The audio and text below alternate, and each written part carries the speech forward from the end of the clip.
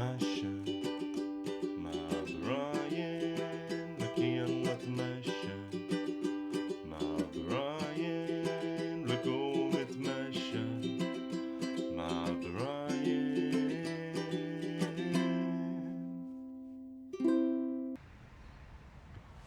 العوافي يا جماعة and welcome to another episode of نتمشى مع براين. اليوم كالعادة شي منبلش النشرة الجوية. الطقس حلو اليوم and it's very inviting for a walk, so I recommend anyone who is or will be listening to this after I posted it, if it's still sunny outside, go for a walk because it's nice weather. وانه خرج تمشية حديث حلو. واكيد كمان مثل ما everyone has started getting used to, we start each section او منبلش الحلقة بنكتة اليوم يلي هي مفروض تكون نكتة بايخة. هيدا الهدف. فنكتة اليوم هي انه في واحد حمصي كان عم يدرس لفحص، وكل الوقت عم بيدرس كان حد حنفية ومدور حنفية المي وعم بيكر المي. سألوه انه ليه عم تدرس هذه الحنفية؟ قال لهم مشان احفظ كل شيء ترجة مي. بايخة وبشعة وبعتقد بتستاهل هيدي. هلا ما حاعطيها بيرفكت سكور 10/10 بالبياخة، بس it comes close, so منحطها 9.5/10 يعني جيد جدا. ومع هيك بننتقل للحلقة. وأنا I think I've mentioned on multiple scenarios كيف الهدف من هيدي البودكاست هو also to be relevant on what's going on around the world today, and specifically what's going on around Lebanon. And unless you're living in a shell somewhere, you've definitely heard the news of the savage bombardment by Israel on Lebanon that has been going on for way longer than it should. And the area that is recently or has recently fallen victim to that bombing is an area that's very deep to me, and that area is Sur, or Tyre, as known in English. And I thought I would dedicate today's episode to talk about Tyre, أو مثل ما قلت قبل سور، لأنه when the bombardment was happening,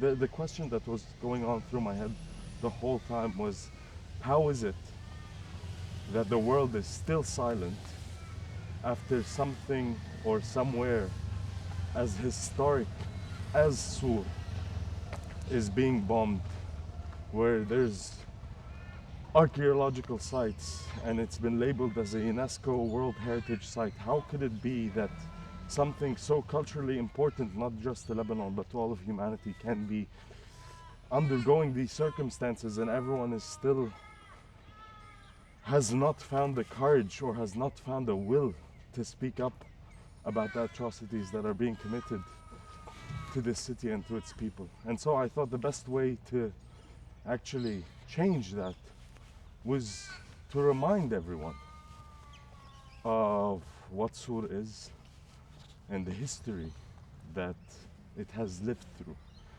And so that's why I kind of decided, I think it's a working title, but I think it's the title that I will go with, where the title of today's episode would be Tyre Throughout the Ages, or Sur Throughout the Ages. And so we're talking here about a place that has been around for approximately 5,000 years. Something that has stood the test of time and has been witness to the changing of hand of so many civilizations. وهلا throughout the podcast نحن the point is I want to talk about historic events that happened there, but also the evidence that is still there today of those historic events. And to start our journey in time and our journey into the history of Tyre, we go back to the year 2750 before Christ, so 2750 BCE. And I think that was the year that the city of Tyre or Sur was founded. So it was a city built on a rocky shore, or more like a rocky island in the Mediterranean. The name it got, which is Tyre or Sur. So Sur is not an Arabic origin name, but a Phoenician name, because Sur was the Phoenician word for rock. And because of its location, because of Sur's location on the rocky shores of the Mediterranean and as an island for a large part of the city, it was given that name because it's a symbolic name of what it is. It's a city built on the rocks. And when it was founded, it was founded during the kind of the birth of the Phoenician civilization, and it flourished exceptionally because the Phoenician people themselves were traders. And in my previous episodes, and I would recommend for everyone who hasn't listened to them to go back and listen to them, there's 2 episodes which I made about Phoenician mythology, talking about the Phoenician gods. And one important Phoenician god was the god Malkart, who was the god of seafaring and of trade. And his city, or his Phoenician city, was Sur, or was Tyre. And that's because they were of the most adventurous when it came to the seafaring and trading that happened during that period. So since its initiation in the year 2700 BCE, Tyre itself kept flourishing. It kept expanding, it kept becoming bigger, it kept becoming an integral part of that empire because of its trading capabilities. And it was so important that at around the year 1700 BCE, the Egyptians noticed this, or basically the Egyptian pharaohs, which at that time were the most dominant or the largest empire found around. And they started trading with the people of Tyre and the Phoenician people that were there. And for something to be so far away and yet sought after by someone like the pharaohs of Egypt, it shows you, it's a testament of how great that city was at that time and how great their capabilities were to be able to reach all the way to the Egyptian pharaohs. But even in those times, the Phoenicians didn't stop at Egypt.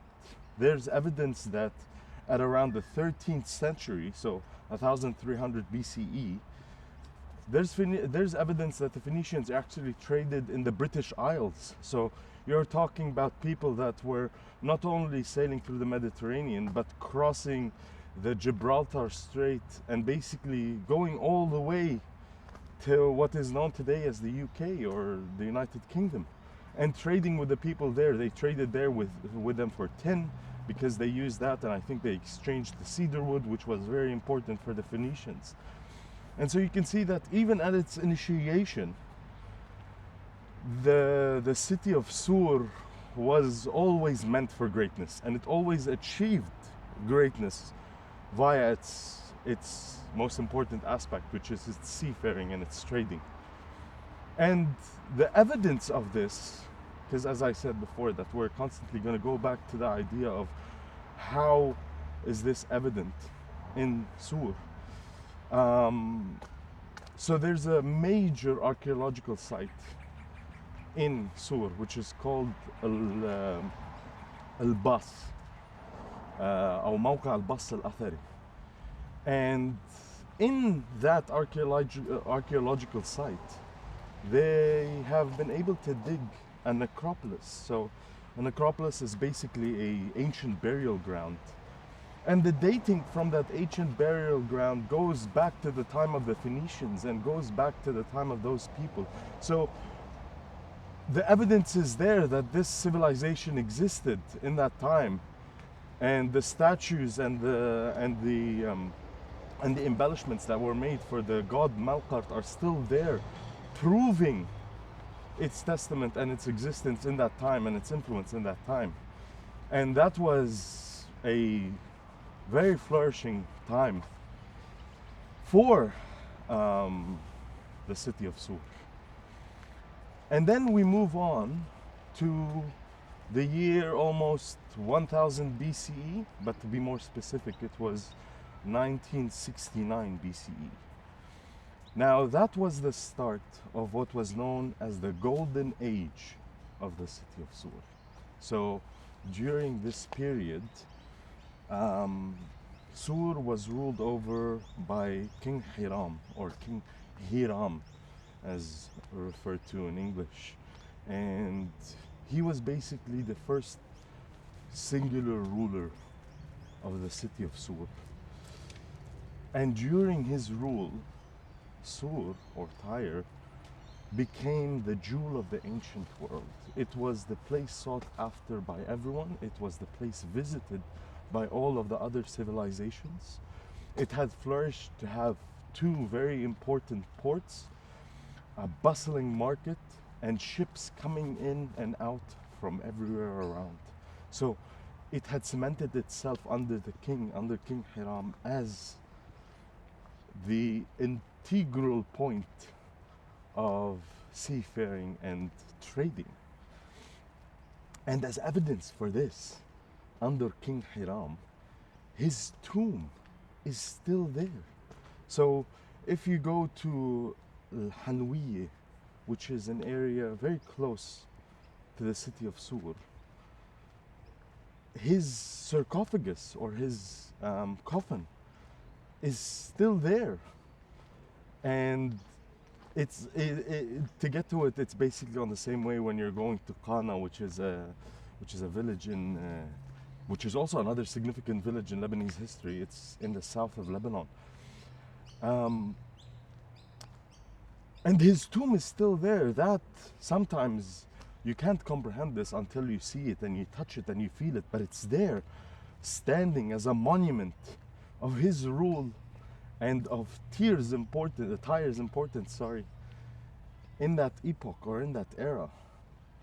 But also during that time, during King Hiram's time, it was the flourishing of the mythological sense, or the mythological history of Tyre. One of the most important things that happened during that golden age of Sur was the creation of the alphabet. And we say that lightly, and we talk about this as if it's something that happens every day. But when you sit there and digest this idea, basically what I'm saying is that every book that was written, every play that was written, every song that was written, every word that is dictated on a sheet was birthed and started from Sur. And how it traversed from Sur to the rest of the world was through a prince of Tyre, and his name was Cadmus. And Prince Cadmus, while they were seafaring and trading with other civilizations around, traveled to Greece. And when he was there, he founded the city, or the ancient city of Thebes, or Thebes. I think some people refer to it as Thebes. But through that initiation of that city, he introduced the West and the rest of the world to the alphabet, to what allowed them to write what they wrote. Socrates wrote what he wrote because of Cadmus. All of these Greek philosophers and all of these Greek founders of civilization all used the invention that started from Sur, from Tyre, which was transmitted via Cadmus. Another also beautiful story, which I've mentioned in previous episodes, or the episode on Greek mythology, is the story of Europa. So Europa was a princess of Tyre, and she was the sister of Cadmus. And it was said that Europa was so beautiful that even the god Zeus fell in love with her. And he found a way to trick her and sweep her away from the coast of Sur or Tyre, all the way across the Mediterranean to what is known as Crete. And because she was so beautiful, and because she changed so much in the Greek culture, the continent today, which is known as Europe, was named after her, after Europa. And so that also is evidence of the influence of the city of Sur, not only on Lebanon, not only on the Middle East, not only on the Mediterranean, but on the world. And all of a sudden, this center of the world, which is known as Europe, actually originated or was named after a princess, Mansour. Yani it's mind-boggling when you digest all of this information to start to realize that these are things that were birthed and started from this place which is being bombed today, which is being destroyed recklessly. And that's why I want to do this, to show that this is not any other place. This is the center of what is known today as the modern world, and where a lot of the things that we're going to talk about initiated from. And therefore we need to fight for this, and we need to talk about this, and we need to be aware of what is at risk. Because also, other than Europa, there's the city, there's the story of the Princess Dido, who also was not only very important, but she also had a mythological sad story. So Dido was a Tyrian princess as well. Her brother killed her husband for, I don't know the reason, but because of this loss and because of her fear, she escaped the city of Sur, and she gathered some followers, got on a ship, and traveled the Mediterranean and landed in North Africa. And when she landed in North Africa, she created and started Carthage, which is one of the most important centers in the ancient world. And there's historical books, and stories on Carthage itself. And Dido was so important and so influential that she inspired books written about her, poems written about her. The Aeneid was written about her. Plays today known as Dido, the Queen of Carthage, are because of Sur. They started from this place. She was a daughter of that city, this ancient city that, again, I reiterate, and that's the point of this, to reiterate that this was all happening and this was all birthed and started from this place that is being bombarded today. But also one of the most important things, and I found this out today while I was doing research for this episode, and honestly it blew my mind to learn this because I had no idea. So in the previous episodes talking about Phoenician mythology and everything like that, I talked about the Tyrian purple, أو مثل ما معروف بالعربي بيقولوا له الأرجوان، لون الأرجوان, which is this vivid, beautiful purple dye that was discovered mythologically by Melkart on the shores of Sur. And this color was so sought after. It was so beautiful that it was worn by none other than kings and princes and emperors. And I found out today that the Phoenician people back then were mingling a lot with the Greeks, and they were intertwined almost culturally. And the Greek word for the letter purple or crimson is phoenix. And so the name Phoenician actually came from the color. So this whole civilization, the Phoenicians, Phoenicia stood for the land of purple or the land of crimson.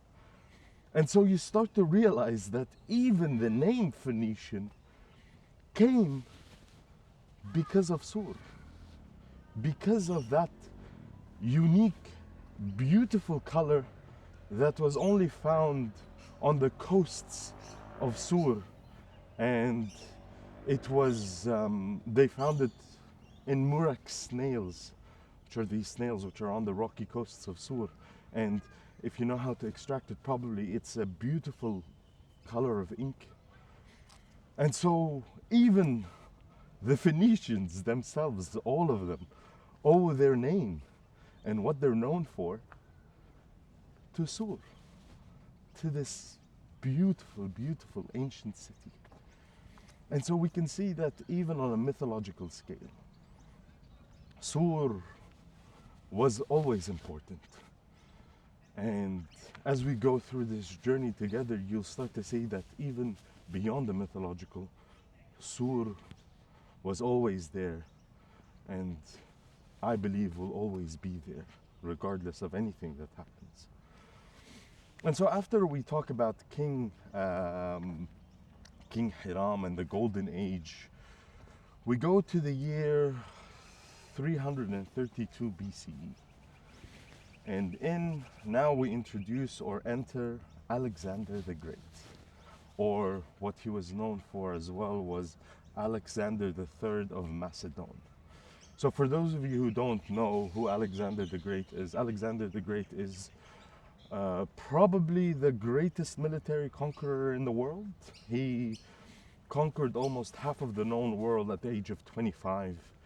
He was ruthless. Cities that were known to be impenetrable were falling in days to Alexander the Conqueror because he was so ambitious but also so intelligent. But the one city that was able to keep him at bay for I think a year before falling to him was Sur. And the reason behind that is because, like I mentioned earlier, Sur was an island city. So there was a big part, and the major center of Sur was actually in the water, on the rocky shores. And so Alexander the Great, after sweeping through the Middle East, got to that shore, looked at Sur and was like, I want this as part of my empire. But he couldn't reach it because there was a huge body of water between him and that island. And so in order to go and get his men across the water, Alexander commissioned and had his soldiers build a 800 meter long causeway or pier that bolted right out of the Mediterranean coast or Middle Eastern coast all the way to the castle of the city of Sur. And that causeway is still there today, and it still connects as a pier. It connects the peninsula of Tyre, sorry. And I've been to Sur quite a bit of times, and I've walked on this causeway so many times, but I never knew this fact about it. And when I know this now, I'm remembering that what I was walking on was basically the influence of Alexander the Great, someone who was written about in history books, someone whose stories are told everywhere. I am walking on his influence and his basically fingerprint on the city of Sur. And so we see again, which is a recurring thing in today's episode, اجوا علينا البوليس يا جماعه اضربوا. What's this thing that's recurring in today's episode is how not only has Sur stood the test of time, but how there is physical evidence of its phases throughout the histories. And so, as you can see here, Alexander the Great, even he left his mark on Sur because it was so important, so beautiful, and so breathtaking that he couldn't just move on and leave it there. He had to include it into his empire. And so following Alexander the Great, we go to the year of 64 BCE. So at this time, or the way I'd like to say it, in come the Romans. So during that period, the whole region itself, the Mediterranean itself, fell under Roman rule, or ancient Rome. And when the Romans came to Tyre, they fell in love with the city. They didn't just consider it as something small, but they centralized that city in their empire by turning it into a metropolis. And the king, or the emperor of the ancient Romans, who was known as Emperor Hadrian, he fell in love with the city so much, and of the stories of this city so much, that he actually left Rome and visited the city of Tyre. And unlike today, where today you could basically jump on a plane and get anywhere, for someone to travel from Rome all the way to Tyre was a long, arduous journey to get to that spot. But he insisted on going to that region because of what he heard. And because of his visit, the people that were there wanted to signify the importance of him coming there. And so the Romans built 3 of the most astounding monuments in Sur. The first was the Hippodrome, or the Hippodrome. So the Hippodrome was basically this big Colosseum. And it seated 20,000 people, which is bigger than the Circus Maximus, which is also a Hippodrome, which is in Rome. So they even went ahead and built a Hippodrome bigger than the one they had in the center of their empire. And the Hippodrome used to host events like chariot races and melee battles and stuff like this to entertain the people. So they built one that fit 20,000 people, and it's still there today. They also built the Arch of Hadrian, which was found at the entrance of the city to honor the emperor coming in. They built this beautiful arch, which when you get to those archaeological sites in Sur, you can see it. It's still standing there. The arch that was built in the year 64 BCE, still standing as a testament of what Sur is and how important it was throughout time. And even next to that archway and next to the Hippodrome, there is the Roman aqueduct, which used to transport water from Ras Al Ain all the way down to Sur. And there's remnants of that aqueduct still there today. So it's not just one piece of evidence, it's not just one archaeological site.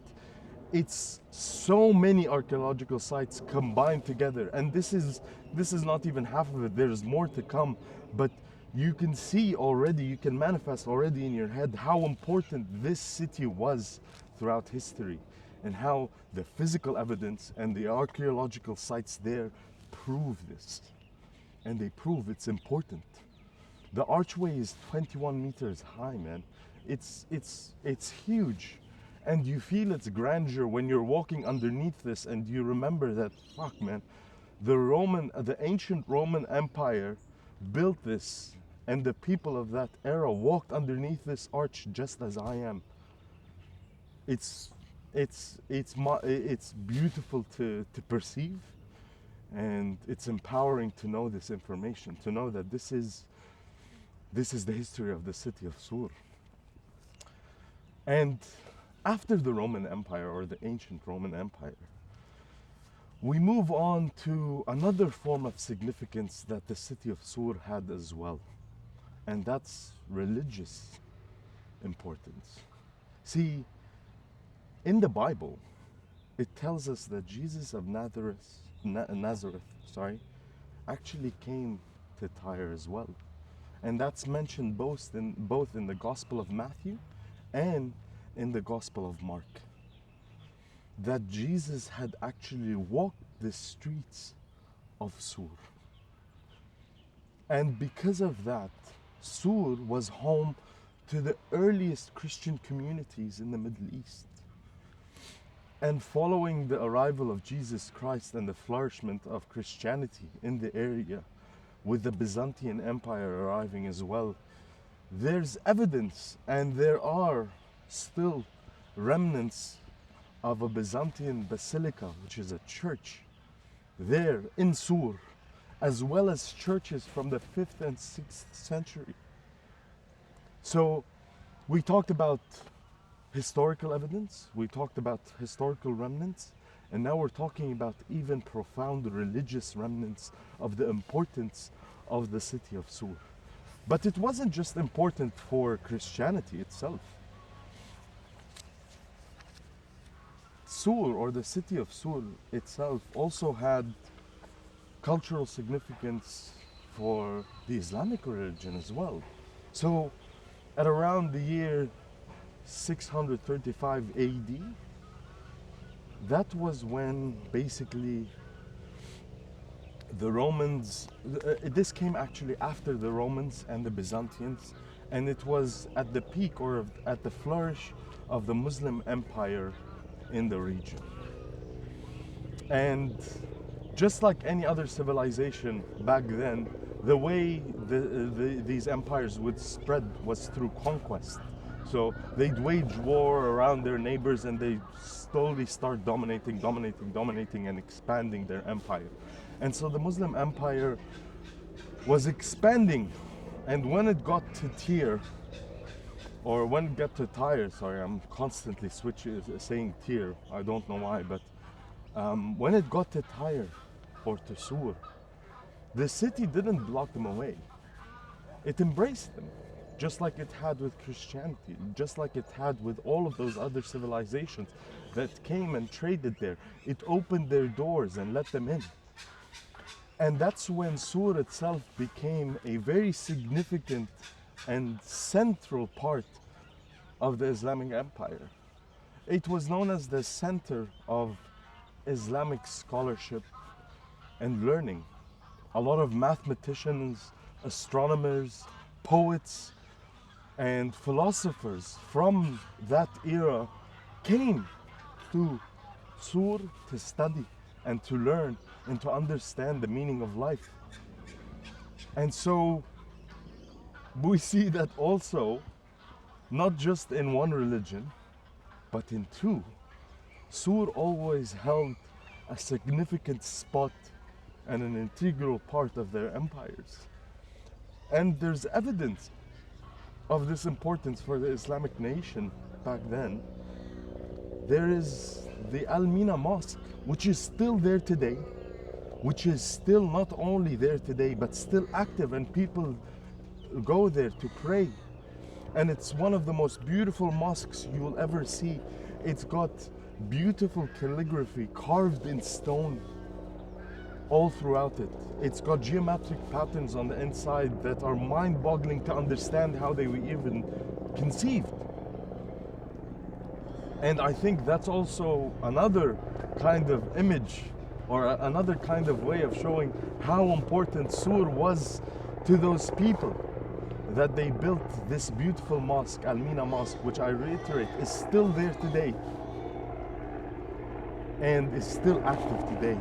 So we went through mythology and we saw how Sur affected the world then. We went through ancient history and ancient Rome, and we saw how it affected the world then and how there's still evidence of that today. And even when we get to the point of the birth of Christianity and Islam, we still see how Sur is an important part of all of these civilizations, and how there is evidence of all of those historical events in this city. And I keep saying the point that all of this being said, this city is still being bombed. And the hospitals and the peoples inside there are still being subjugated to the constant bombardment of the Israelis. And this is something which is unacceptable in any format. And I want you guys to keep that in mind while we're going through this podcast. Because every point I make today is just to show you how it's absurd it is. And how you cannot comprehend the fact that all of this is happening and everyone is still silent. Yeah. Okay. Now we move on to the 12th century. And with the 12th century, like we said before, we had the Roman Empire, we had the Byzantines, then we had the rise of Islam and the Islamic nation that started there. And then came the Crusades. And with obviously with the Crusades came the Crusaders. The Crusaders were basically, they originated from Europe, and they waged a religious war in the name of Christianity all across the Middle East. And they swept through all of the Middle East until they got to Sur again. Jerusalem fell in the year 1099, but Sur or Tyre still stood. And it took them almost a year of brutal siege. Oh wow. For those of you listening, that's a kookaburra. Oh, I see them. That's a beautiful addition to the episode. Oh my God. I don't think I could have wished this. Oh. So yes, going back, we're talking about the Crusaders. So they got they held Tyre, or they held the siege on Sur for almost a year. Brutal. And a siege is basically when you have a castle that's surrounded by an army, not letting anything in, not letting anything out, and just basically holding it captive until either they can penetrate it, or the people inside decide to go, you know what, we can't live like this, we don't have any food, we don't have any water, we need to find a way, and then it falls basically. And because the conquest of Sur was so important to now the new Roman Empire, so with the Crusades came the Roman Empire and the rise of Christian Rome, it was so important to them that the Holy Roman Empire, he actually got crowned in the city of Sur. So his name was Frederick II, and when he was crowned as the emperor, he chose Sur to be the place where he is crowned. Not Rome, not Europe, not anywhere else in the Roman Empire, but Sur. And that's because of its significance to that empire. And that's because of its significance to history. And the Venetians then, which was a part of the Roman Empire, they built a beautiful Venetian cathedral in the heart of the city as a testament to their king being crowned in the city of Sur.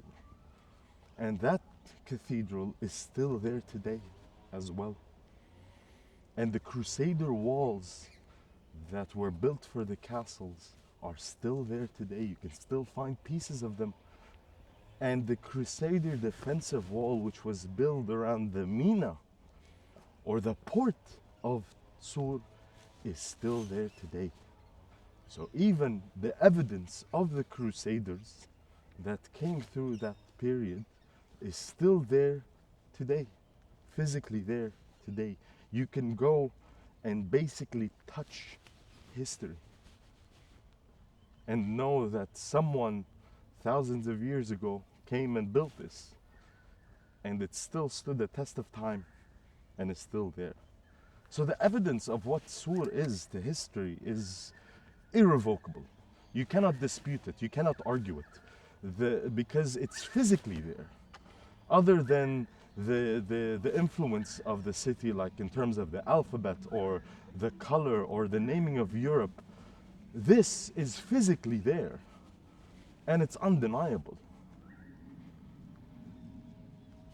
And now we move on to modern times. We move on to the 20th century, which is the century that we're in today. So we're no longer talking about history. We're talking about events that have been witnessed recently. And in the 20th century, the first thing that happened that was significant to Sur was that in the year 1984, it was declared by UNESCO as a World Heritage Site. And for something to be declared like this, it means that it cannot be touched.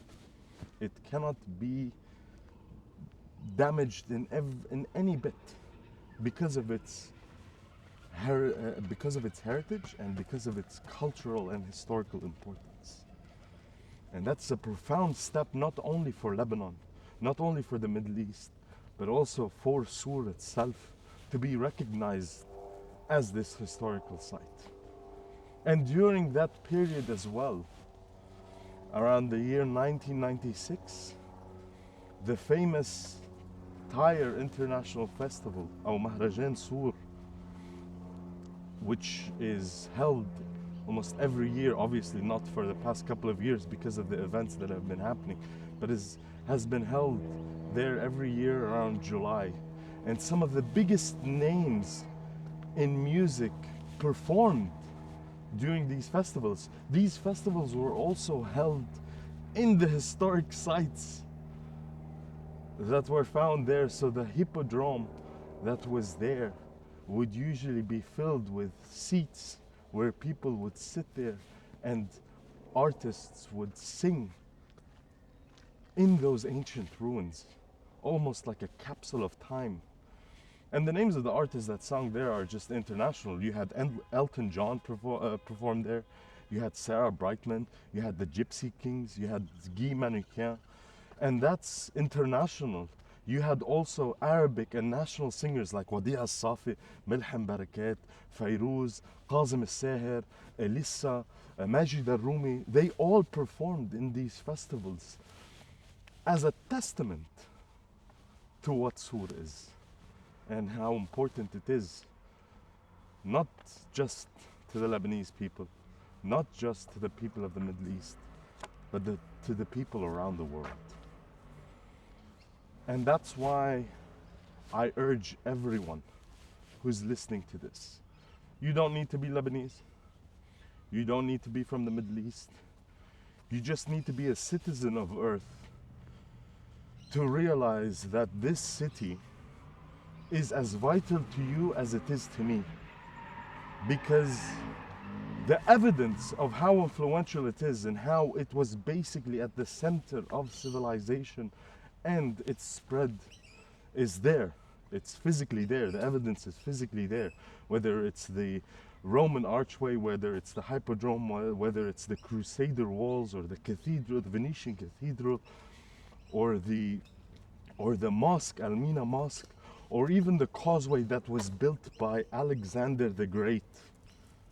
They're all there. They're not imaginary. We're not making this up. It's physically there.